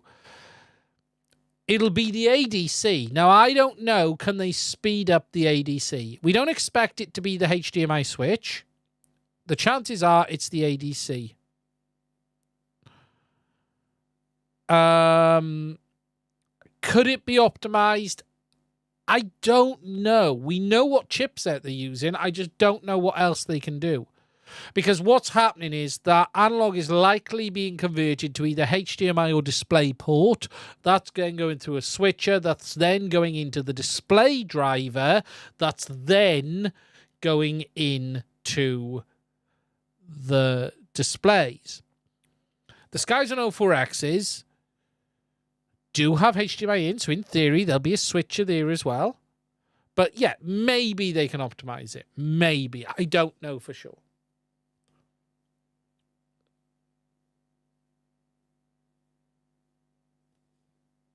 Super Deluxe. I heard XJet are working on FPV clone.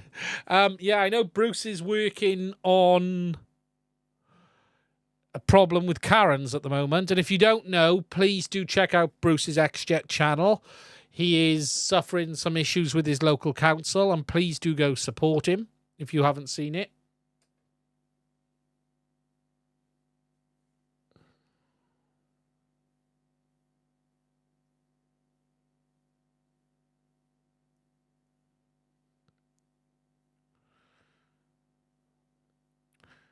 Their new analog module may be faster. I don't know. I can't comment. Solder smoke and conformal coating with a hint of acetone. I don't know. The problem is with this analog module, I suspect they're still going to have to use the AV input on the bottom, because I've not seen any spare input that goes on the top. So even though CaddX are talking about making a module to go on the top of the goggle, there's no I/O in that top area. There's no empty ports. There's no inputs. So I think they're still going to have to go via that 3.5mm jack.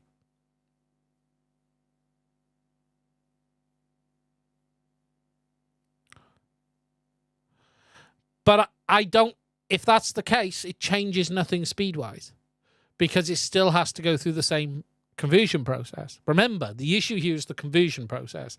We know the analog module is almost instantaneous. Why do we know that? Because that module was used on the HDZero goggles.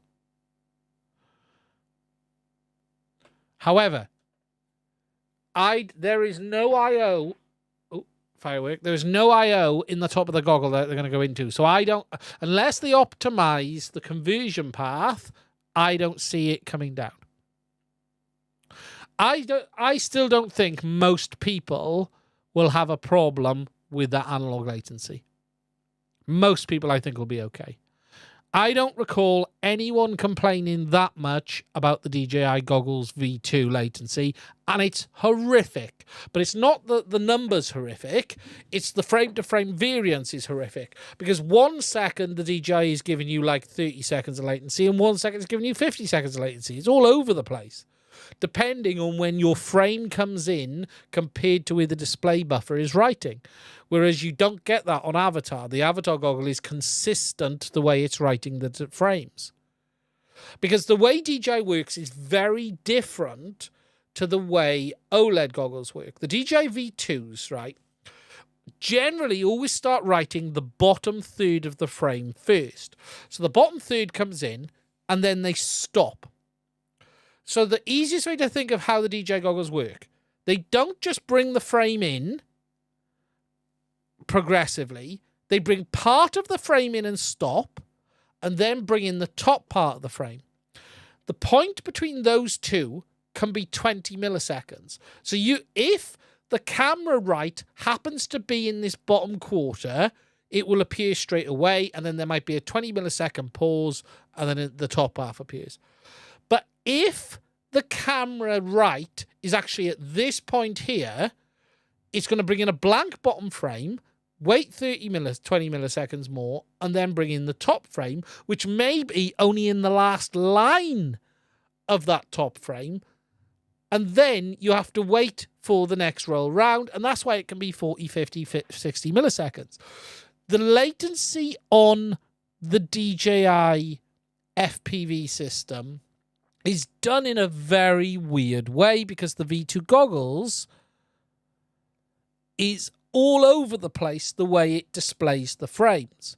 Whereas all of the OLED goggles, DJI, HDZero, Avatar HD, V1, V2s, are progressive scan OLED displays. Roll down from the top to the bottom. Roll down from the top to the bottom. So, the only problem is with the analog versus the goggle display is they're not synced. So, how Carl was able to get the very lowest latency on analog and HDZero is he syncs the camera to the readout of the display. So the camera line and the display line are synced, read in, read out, read in, read out. They're pretty much the same. And that's why you're seeing just 1 millisecond of latency on the system. That's why you're seeing that. That sync is not there on the DJI V2s or the Avatar HDs.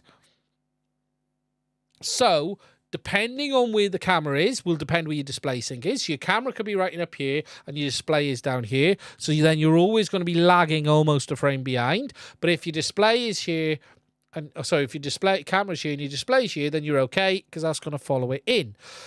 On Avatar, the worst case scenario is you're going to wait for one refresh. The problem with DJI is the way it brings the display in isn't progressive. It brings the bottom in, it waits, and then it brings the top in. And that's the issue.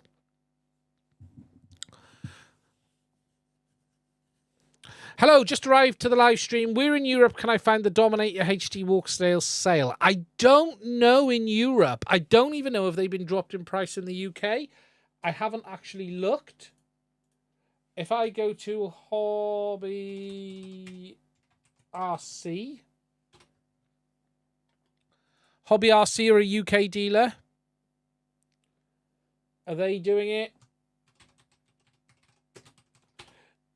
Now, Super Deluxe, did you say earlier Red Cat are liquefying Fat Shark? Did you say that earlier? Did I read that in the chat? They're liquidating down Fat Shark. They're just going to end them. Yeah, they've dropped price in the UK. Clearance luck, 324. Wow. Wow. That is a bloody steal. That is a bloody steal. So, do we then think that's the end of Fat Shark? So, Red Cat paid, wasn't it 10 million?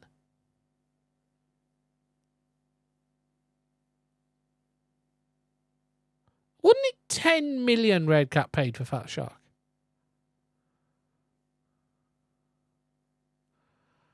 I thought it was.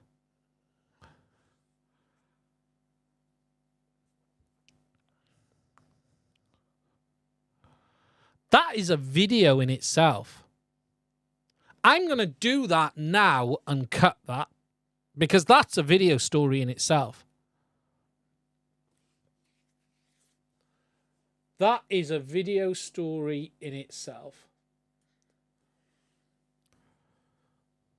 All Foxes go to Rotor Riot now in the US and they won't answer the phone. Fixes go to Rotor Riot in the US and they won't answer the phone. What? Well, Rotor Riot won't answer the phone or Red Cat. Fat Shark.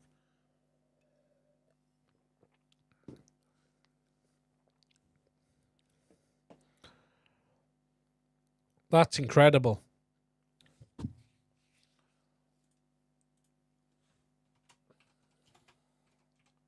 I'm going to cut that as a... That's a worse deal than what Elon did.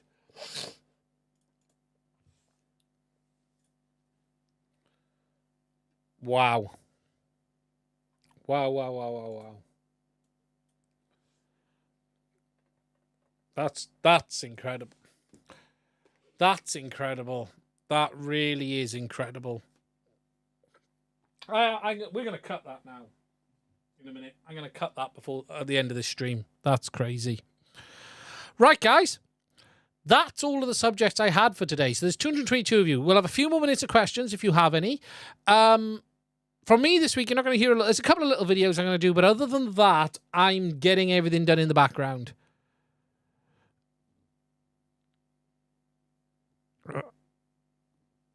I think Fat Shark was probably... Here's the truth about Fat Shark. I think Fat Shark was a great business for one guy. I think Fat Shark was an amazing business when you have one guy running it. You know, a small group, but one guy, which was Greg, who was the business, who was pushing it, who was going into the community and delivering a product. Fat Shark was never a corporate business opportunity to make lots of money. FPV is just too small. FPV is just too small. It would have made one guy a healthy living, and that's it. It's like True RC today, right? True RC make fantastic antennas. That is not a business that you want to see get swallowed and then it becomes some corporate thing. It's just not the case. There are many businesses that are successful not because of the product, but because of the person. And I think the Fat Shark was one of them.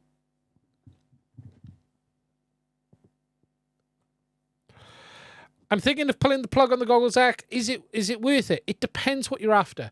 If you don't need HDMI in an analog, look at these deals you're getting on the V1s from Dominator right now. They're incredible. They are incredible. But if you need HDMI in analog, then the Goggles X is going to be the best option on Avatar. Yeah, but DJI's not in FPV. DJI sells more drones. Even DJI are in trouble. Have you seen how much DJI are advertising now, their products? DJI are not selling what they were. I know that for a fact. But DJI sell more Mavics in a week than they've ever sold FPV goggles. That's the bit you've got to understand. But you'll need to buy antennas for the Dominators. Andreas K, do I know if I can find the DA9062 voltage regulator? I've not been able to find it anyway.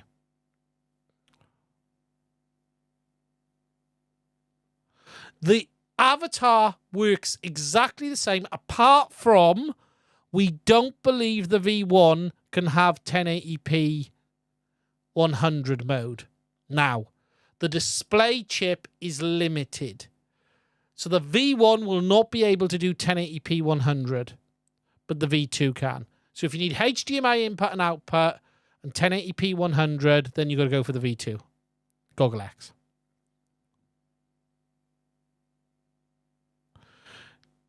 All OLEDs are 100 Hz. Remember that. Even the DJI OLEDs are the 100 Hz.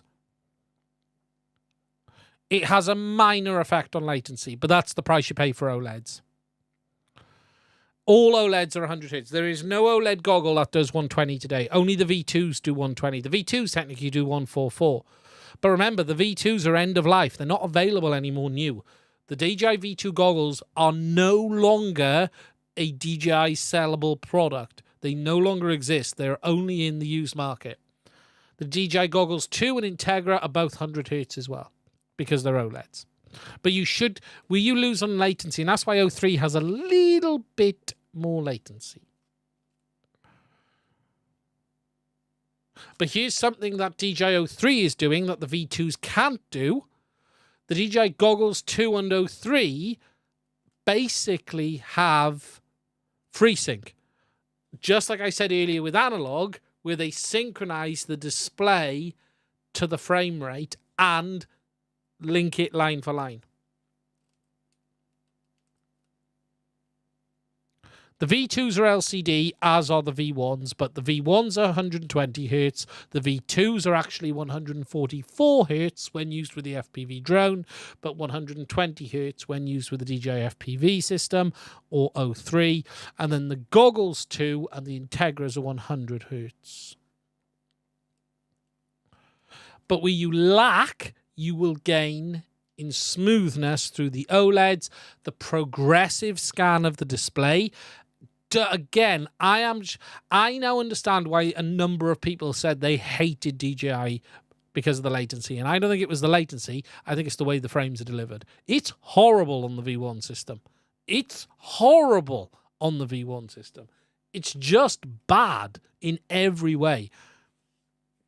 The only reason we get around it is the 120 mode, because you're throwing it at your eyes a lot quicker. The 60 mode is horrific.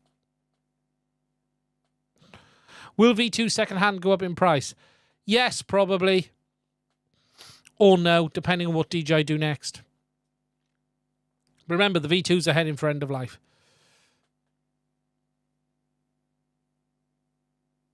We just can't keep them going forever.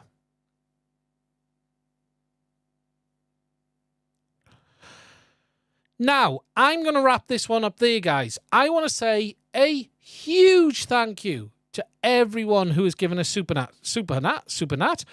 chat tonight. The amount we've had in is incredible. I want to say a huge thank you. I hope you've enjoyed the stream. It's nice to be back. I have been away. There's been so much going on. And look, I've got to get through this stuff in the background. I want to try and back out of some of the reviews a little bit. We've had lots of stuff coming. There's lots of stuff around the corner. I am going to put some content out this week. Flying Ryan, that's horseshit. If I was in my right mind, I'd sue CaddX for false advertising. One reason I purchased the V1 is because they advertise it would do 1080p 120 Hz in the future. They have not confirmed anything. We don't believe the V1s can do... well, they can't do 120 because they've never been able to do 120. They say 100 Hz. The displays are 1080p 100. If you actually look at their advertising... They actually say 720 100, 720 60, 1080 60. The V2s, they also add 1080 100. We then have looked at, and we need to thank the guys at the WTF team for this, at the display driver in the V1s, and that display driver tops out at 60 frames a second in 1080p mode.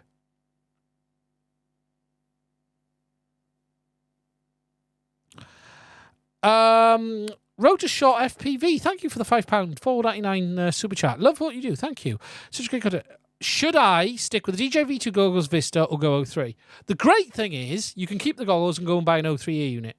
Do you want more image quality? Remember, the only benefit to 03 for you as a V2 user is better image quality.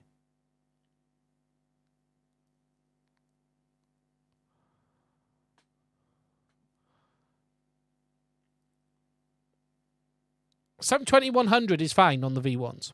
That's there now. Wes, glad to see you. Yeah, it's nice to see you, Wes. It's been a while. Thanks for showing up and talking shit of a bunch of manufacturers. Yeah. No, we said good things about Radiomaster. Keep the V2s and buy an 03A unit. You'll gain in image quality, but you'll lose in latency. 03 is a bit better. Yeah, it's a better RF system overall. Why not both? Yeah.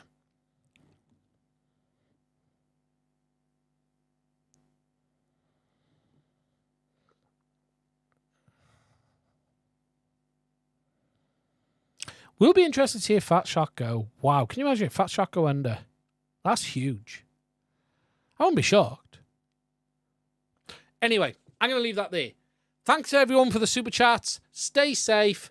We'll be back same time, same place next week. Trying to find the button. There we are. Thank you all once again, and I'll speak to you soon.